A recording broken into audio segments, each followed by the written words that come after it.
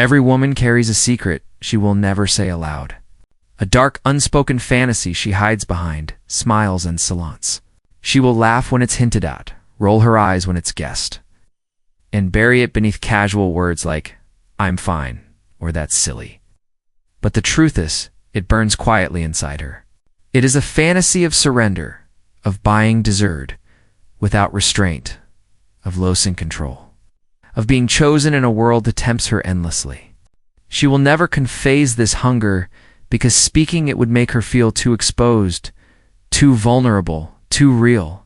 Yet, if you learn to see it, if you catch the hidden flicker in her eyes, you'll unlock a side of female psychology almost no man ever reaches. And once you do, you will never see women the same way again. 1. The fantasy of total surrender. The fantasy of total surrender. There is a hidden truth most men never see. Event the most independent, unshakable woman carries a secret longing, a forbidden fantasy she would never dare to speak aloud. It is not a dream of weakness or submission to just anyone. It is a craving to finally let go, to be released from the weight she carries every waking hour. In her daily life, she is in command. She charts her schedule with precision, makes decisions under pressure, keeps everything from collapsing through sheer willpower. She walks through the world like she needs no one. Like she is carved from steel, yet buried beneath the armor is a silent thope, that somewhere there exists a man strong enough to take control so she can't finally exhale. Drop the constant vigilance and rest. This surrender is not about force. It is about power. Not loud power, not controlling power, but quiet, undeniable power. Power that is earned, not demanded. Power that lives in the way he stands, the steadiness in his eyes, the unwavering tone in his voice. When she imagines surrendering, she is not picturing obedience or domination. She is imagining a man who has such complete mastery over himself that she can trust him completely with her. Psychologists call this the erotic exchange, a phenomenon where desire intensifies not through shared control, but through polarity. One leads, the other follows. One becomes the mountain, the other the river that bends around it. For her, the fantasy is freedom. Freedom from decision-making, freedom from control, freedom from the constant demand to prove she is unbreakable. Picture this. She does not have to think. She does not have toppling. She does not have to fight. The man she desires simply knows. He leads with calm certainty, moves with silent confidence, and acts with unwavering decisiveness. In that stillness, her mind quiets. In thought certainty, her body softens. The more power he radiates, the more she longs to give up hers. Most men never awaken this secret part of her. They fear leadership. They hide behind passivity, waiting for her to decide, for her to initiate, for her to lead. And every time they do, her fantasy does a little more. Because she does not want another burden to carry. She wants a man strong enough to carry her without making her feel small. The man who guides without insecurity, who commands without raising his voice, who holds the world still simply by standing in it. He becomes the embodiment of her darkest, most intoxicating dream, not because headaches her power, but because his strength makes her want to give it away. If you want to control her, comment below.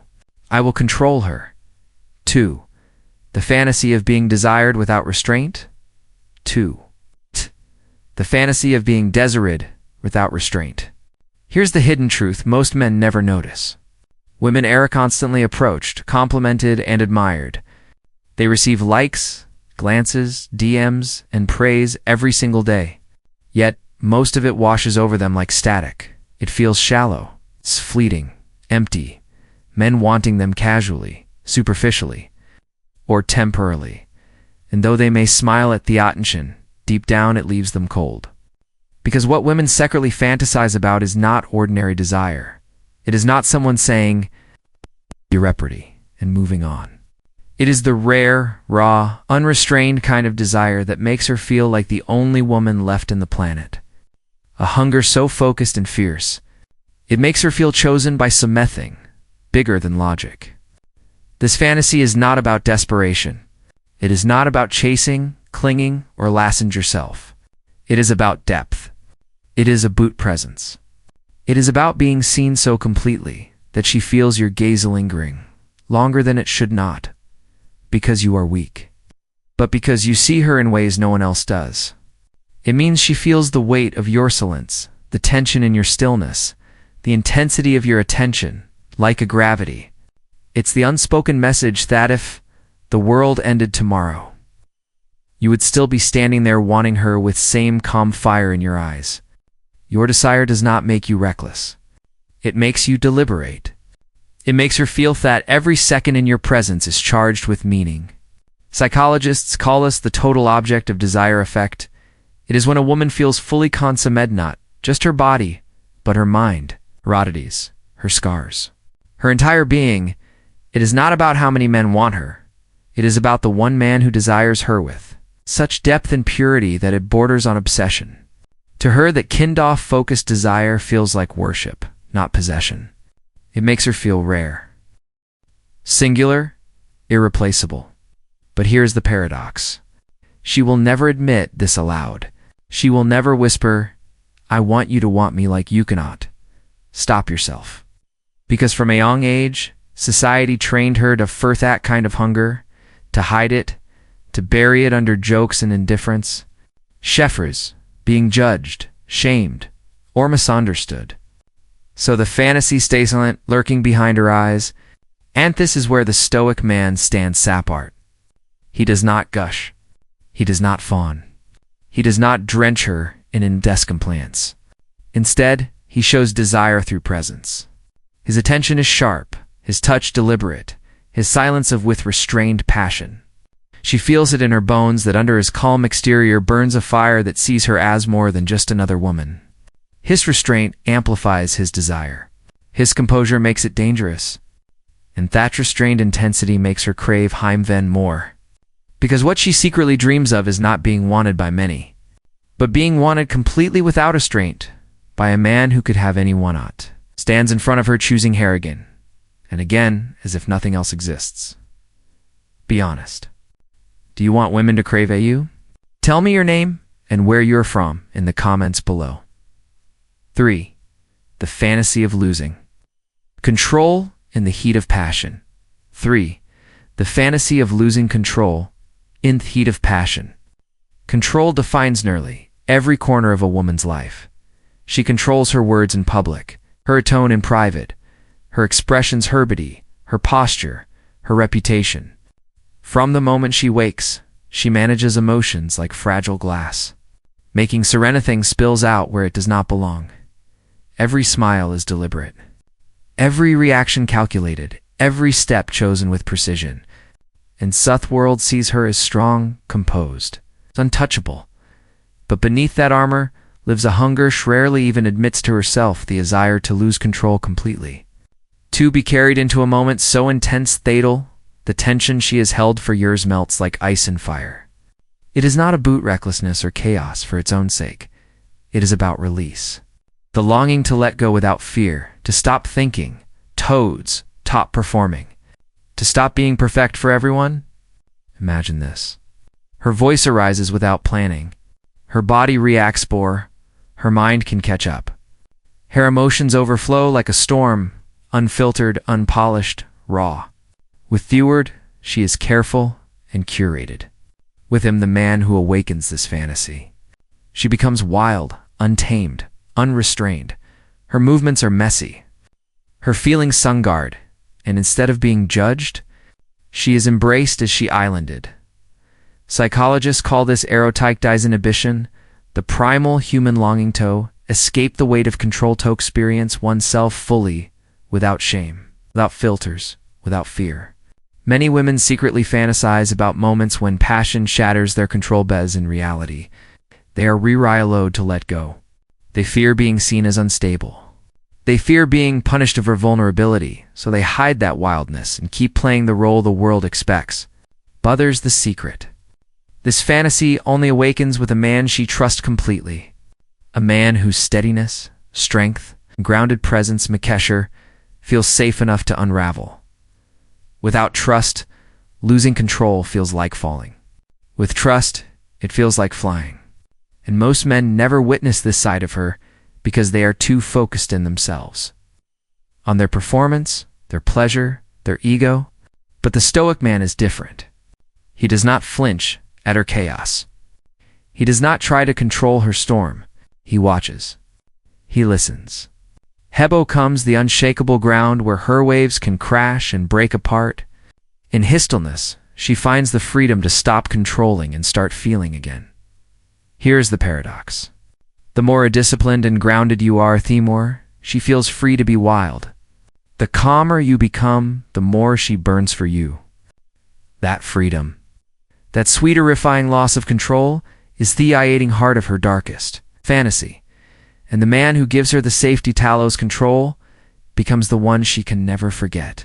Comment below. I will be the man she can't let go of. 4. The fantasy of 4. The fantasy of being chosen exclusively in a world of temptations. Being chosen exclusively in a world of temptations. She lives in a world drowning in noise. Everywhere she turns, someone is reaching for her. A glance on the street, a heart on her photo, a stranger's message that says too much, she senses it all. The flirtations, the subtle invitations, the endless people hungry for connection. Every gazelinger is a second too long. Every double tap carries silent intent. They tell her it means nothing, but deep down it still does. It creates a constant hum around her, a chorus of almosts and may that never quite reach her soul. Because hidden beneath the surface is a longing more powerful than all the noise. The longing to be chosen, not admired for armament, not desired for her beauty, but selected, singled out, claimed by a man who could have walked any path, but walks toward her. She does not want to feel like one option among many. She wants to feel like the exception, theorist, treasure, the forbidden secret. The one who stands apart from the crowd because he saw her as rare and chose her above everyone else. This fantasy is not about jealousy. It is about emotional safety. It is the assurance that his desire is not driven by novelty or convenience, but by something real, something rooted, something sacred. It tells her she is not just attractive, she is irreplaceable. She is not simply wanted. She is chosen. That difference reshapes everything. It quiets the noise around her and replaces it with something steady, something she can trust. Psychologists call this the power of perceived scarcity and selective attention. When a person believes that a man has countless choices, yet still chooses them, the value multiplies. Wench knows he could leave at any moment because so many others want him. He chooses to stay carved deep into her heart. And the man who chooses her over all the noise becomes unforgettable. He becomes an anchor in a world off shifting tides. But she needs proof. Real, tangible proof that she is not just another. A man who can sells other plans when she is hurting. A man who introduces her as my woman instead of a friend. A man who makes decisions with her in mind, even when easier paths lead elsewhere. These are not grand gestures. They are quiet choices. But each one whispers the same truth. I could have gone anywhere, and I still chose you. Each small act builds her trust layer by layer until she starts to believe it is safe to rest. Yet here lies the paradox. Society has trained women to hide this longing, to downplay it, to smile and shrug as if being one of many is enough. They are told not to want too much, not to expect to be chosen, not to risk looking needy. So they hide it behind laughter and pride. They pretend they do not care if he is texting others. They act unbought, but in quiet moments when the world goes still. Their hearts tremble because deep down, this is the truth they crave. Must off all to be fully chosen in a world full of distractions. The man who awakens this fantasy does not need to promise the world. He does not need fireworks or speeches. He only hopes to be consistent in choices and loyalty, small everyday moments. Because that steady, unshakable consistency builds the fortress she longs to shelter in. So here's the question. Do you want to be her one and only choice? 5. The fantasy of being seen, brains, body, and battle scars. 5. The fantasy of being seen. Brains, body, and battle scars. She knows how to impress the world. She knows how to speak with confidence, how to walk into a room like she owns it. She smiles on cue, keeps her posture sharp, and never lets her voice tremble. To most people, she seems flawless, a portray of elegance and control, but hidden behind that polished exterior is a silent longing few ever notice, because what she secretly fantasizes about is not simply being admired from afar, but being deeply, intimately seen not just for her beauty, but for her mind, her hidden wounds, and thifers she conceals behind her smile. In her quietest daydreams, there is a man-woe notices what the world overlooks. He sees the layers under her armor. He sees flicker of doubt behind her confident eyes. In this fantasy, her struggles are not shameful. They are repasses of her story. Her vulnerabilities not hidden. It is honored. Her intelligence is not softened. It is upbraided. Her past pain is not erased. It is acknowledged, spoken of gently, treated as something sacred.